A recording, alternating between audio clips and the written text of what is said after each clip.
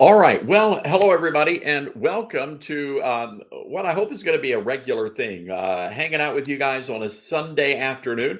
Hope you guys had a great day in church.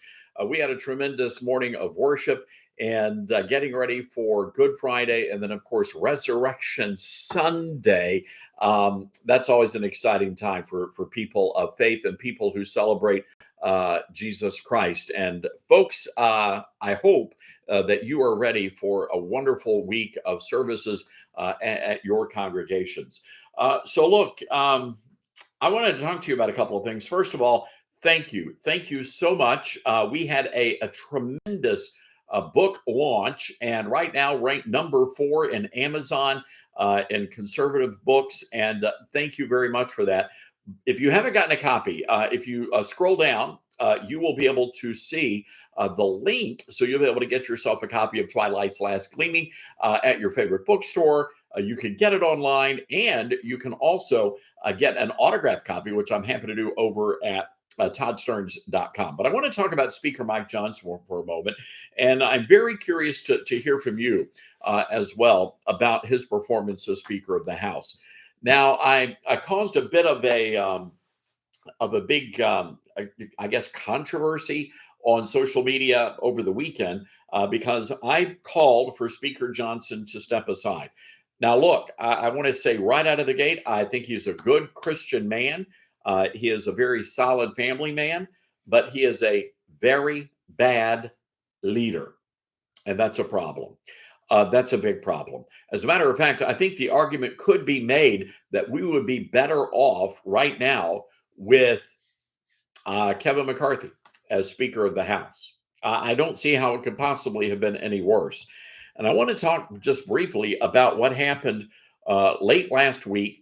We all know the story. In the wee hours of the morning, the $1.2 trillion spending bill was dropped. I mean, look, folks, you know, nothing ever good happens after dark in Washington, D.C. So we all knew what was about to happen.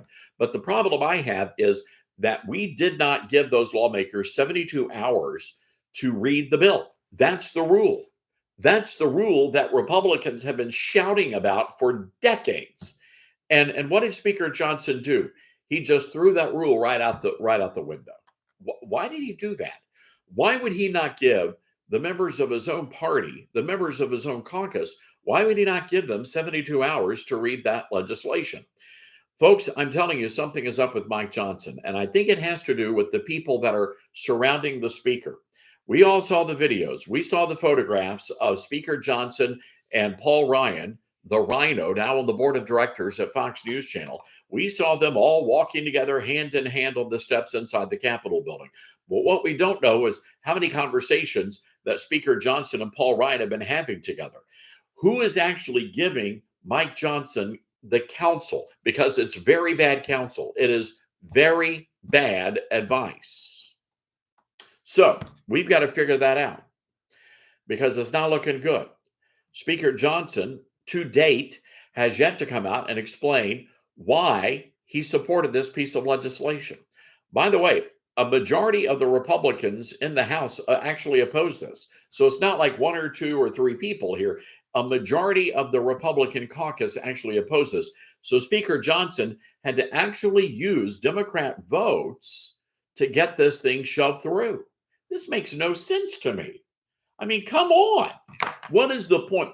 Seriously, what is the point of a Republican majority if you're just going to do the bidding of Nancy Pelosi and the Democrats? And by the way, the spending measure, the spending levels are actually greater than when Nancy Pelosi was Speaker of the House. So an argument could be made that in our current situation, Nancy Pelosi is more fiscally conservative than the Republicans leading in Congress right now. This is insane. Just absolutely insane. But there's more to this. We know because the House Freedom Caucus and others started rushing to read this, and they discovered that there was millions of dollars to fund transgender mutilation surgeries, millions of dollars to fund transgender programs, millions of dollars to fund facilities that perform late-term abortion, millions of dollars for illegal aliens invading our nation breaching our borders, violating our American sovereignty. So, my question to the speaker is very simple. You, sir, are an evangelical Christian man. You are devout in your faith, and I have no doubt about that. But why in the world would you support anything that funds late term abortions? I don't care if it's a single penny. There is a principle at stake here. And it does not appear that Speaker Johnson is a man of principle. Not a single explanation. And they expect us to just sit down and shut up. So I've been calling for the speaker to step down. I think it's the right thing to do.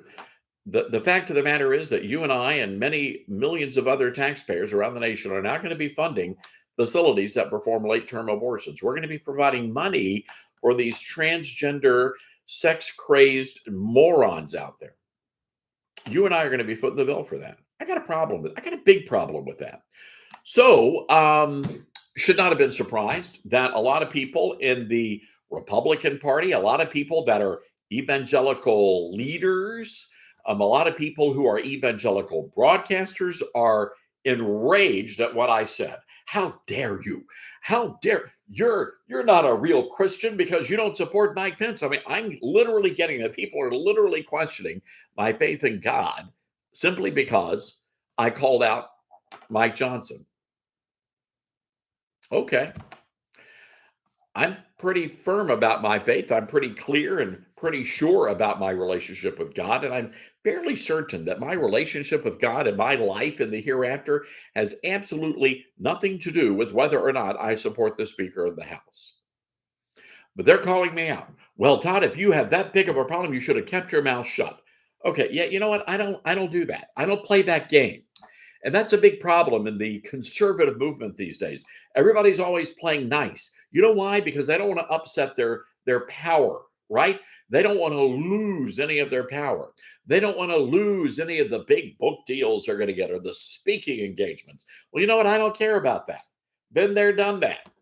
And I'm pretty happy with where I am right now. But it really does say something. The number of evangelical leaders, these people inside the Beltway and some of them outside the Beltway, who have sold their soul. And that's pretty sad in my estimation.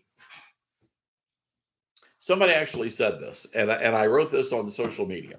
So think about this for a moment. They said, well, if you are responsible for kicking Mike Johnson out of the speakership, well, that would just pave the way for Hakeem Jeffries. And then guess what's going to happen, Todd? You're going to get taxpayer-funded late-term abortion facilities. You're going to get millions of dollars in spending for transgender surgeries and these transgender programs. You're going to have open border funding if Hakeem Jeffries is brought to power. Well, I hate to break it to you folks, but the reality is all of those things just happened. And the person responsible was not a Democrat. It was House Speaker Mike Johnson. So there you go. That's where I'm at in all of this. And I just wanted you to hear from me. We're going to be talking a lot about this tomorrow on the national show, but I'm done. I am done. We have tried to reach out to the speaker. His staff has cut off all conservatives. That's it. They don't want to hear from us. Now, Tubby says, Todd, I don't think now is the time to remove Johnson. I'm pretty upset about this bill also, actually pissed, but now isn't the time to push him out. But if not now, when? Here's my concern, Tubby. Ultimately, I think all of this, and folks, this is going to be conspiracy, but bear with me here. I think ultimately, that somebody is trying to sabotage Donald Trump's presidential campaign bid. That's what I think is going on here. And what better way to do that than to turn the Republican Party majority in the House into a bunch of liberals, a bunch of squishy wusses. Now, follow me on this. So this spending bill only kicks the can down the road. It only funds the government until, get ready, September. So September, we're back to doing all of this again. So at that point, you know they're not going to shut down the government. The Republicans will not allow that to happen. So in September, you watch and see what's going to be funded in September. That will be the key. You see, I truly believe that the canary in the coal mine was what we just funded. Transgenderism, it's off the ballot. You can't talk about it now because the Republicans just funded it. Can't talk about the border because the Republicans just funded a bunch of programs for illegals. Can't bring that up on the campaign trail anymore. So it seems to me that maybe, just maybe, this is really all about sabotaging Donald Trump. Maybe that's what this is really all about. All right. So, folks, again, we're going to be talking about this on the national radio show. By the way, you can see the book right there we go, right behind me. It's called Twilight's Last Gleaming. Can America Be Saved? We are now number 4 on Amazon and conservative books. Thank you for that. Love for you to go and get yourself a copy today. Help make it the number 1 book in America. We need your help. We're not too far away from that happening.